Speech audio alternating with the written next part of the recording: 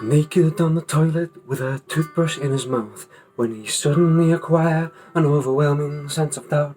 Every single piece of baggage he'd been holding on his back was beginning to dig in, and his back began to crack. When he finally broke up, he found that he'd be breaking down. Little body, little soul, little shrapnel on the ground. And so he started to examine, from the clumsy to the cute, from the fat cat to the destitute, from the fat cat through the mute.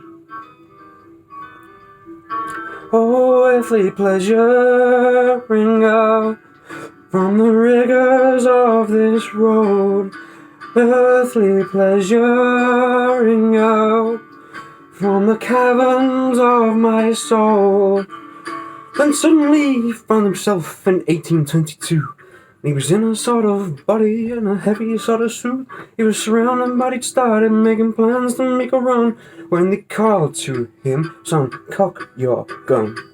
So he did as all the others had already done. He put his finger on the trigger and got him some. Though it didn't like to admit it was sensual and pure, and he changed that day, though he can be sure through sickness or the cure. Earthly pleasure ring out from the caverns of my soul. Earthly pleasure ring out from the rigors of this road.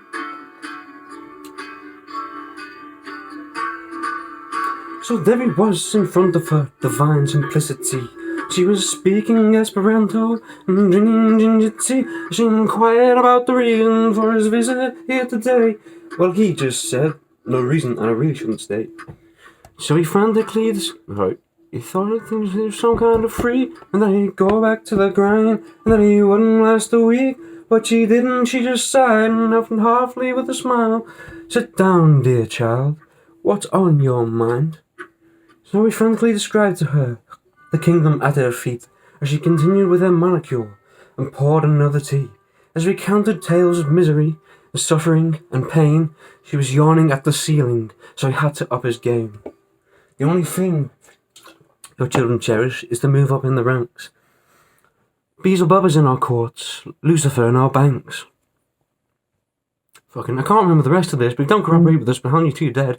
So she granted him a wish, let it write it on her head, and when he read it back to her, this is all it said: "Earthly pleasures ring out from the rivers of my soul.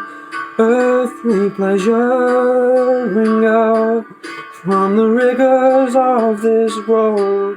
Now I truly understand that I don't understand a thing.